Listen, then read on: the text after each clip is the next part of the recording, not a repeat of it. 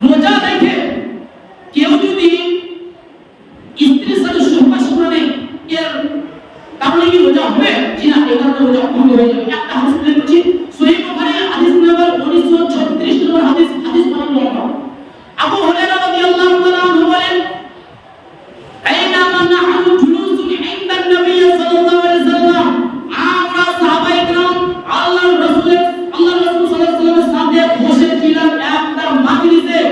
Is জাআহু রাজুলুন, ইতিমধ্যে একজন ব্যক্তি আল্লাহর রাসূল সাল্লাল্লাহু আলাইহি ওয়াসাল্লামের নিকট আসলো এবং ফাকালা ইয়া রাসূলুল্লাহ, এবং ওই ব্যক্তি বলছে, আল্লাহর রাসূল, হালাকতু, আমি ধ্বংস হয়ে গেছি, আমি ধ্বংস হয়ে গেছি।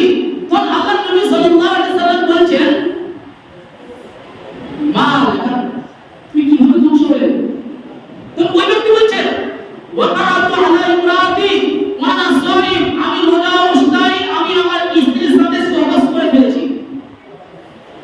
তখন আল্লাহর নবী সাল্লাল্লাহু আলাইহি ওয়াসাল্লাম বলেছেন, হাল তাজিদু রাতাবাতান তুনিবুহা, তুমি কি একটা দাস মুক্ত করতে পারবে? তুমি কি একটা দাস মুক্ত করতে সক্ষম? তো ওই ব্যক্তি বলছে, আল্লাহর রাসূল, আপনাকে দাস মুক্ত করতে পারবো না।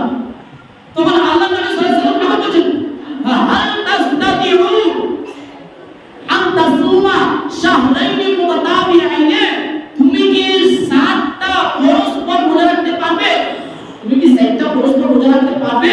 ওই ব্যক্তি বলছে, আল্লাহর রাসূল, আমি একটা রোজা রাখতে পারছি না পরস্পর, তাহলে আমি 7টা রোজা কিভাবে রাখবো? কি না আল্লাহর রাসূল পারবে। তখন আল্লাহর নবী সাল্লাল্লাহু আলাইহি ওয়াসাল্লাম বলেন, হাল তাজিদু, তুমি কি সক্ষম ইনআমা সিদ্দিনা মিসকিনা, তুমি কি 7টা মিসকিনকে খাদ্য খাওয়াতে সক্ষম? ওই ব্যক্তি বলছে, আল্লাহর রাসূল, আমি 7টা মিসকিনকে খাদ্য খাওয়াতে পারবো না। ফামাকাতান নবী সাল্লাল্লাহু আলাইহি ওয়াসাল্লাম বাইনামা, নবী করিম সাল্লাল্লাহু আলাইহি ওয়াসাল্লাম আমাদের মাঝে কিছুক্ষণ দাঁড়িয়ে থাকলেন।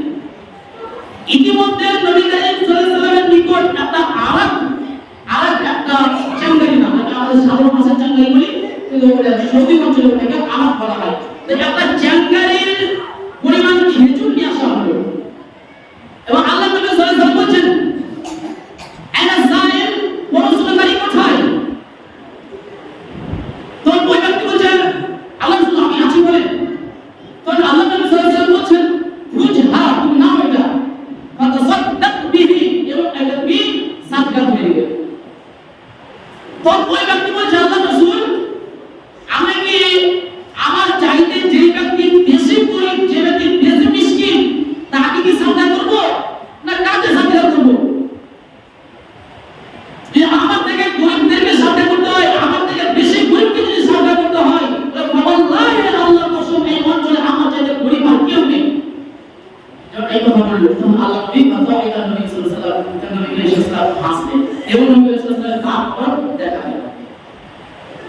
তখন আল্লাহ নবী সাল্লাল্লাহু আলাইহি ওয়াসাল্লাম বলছেন, যাও তুমি এটা খেয়ে নাও তোমার পরিবারকে নিয়ে। তাহলে বুঝা যাচ্ছে রোজা অবস্থায় কেউ যদি সহবাস করে ফেলে, তাহলে এক নম্বর নিয়ম যে আপনার দাস মুক্ত করতে হবে। আর বর্তমান সমাজে দাস করা মুশকিল, তাহলে এটা ছেড়ে দেন। তাহলে তাকে 7টা পরস্পর রোজা রাখতে হবে, 7টা পরস্পর রোজা রাখতে হবে। মধ্যকালে যদি একটা রোজা ছেড়ে দেন, তাহলে আবার 7টা রোজা রাখতে হবে। যদি 7টা রোজা রাখতে না পারেন, তাহলে 7টা মিসকিনকে খাদ্য খাওয়াতে হবে।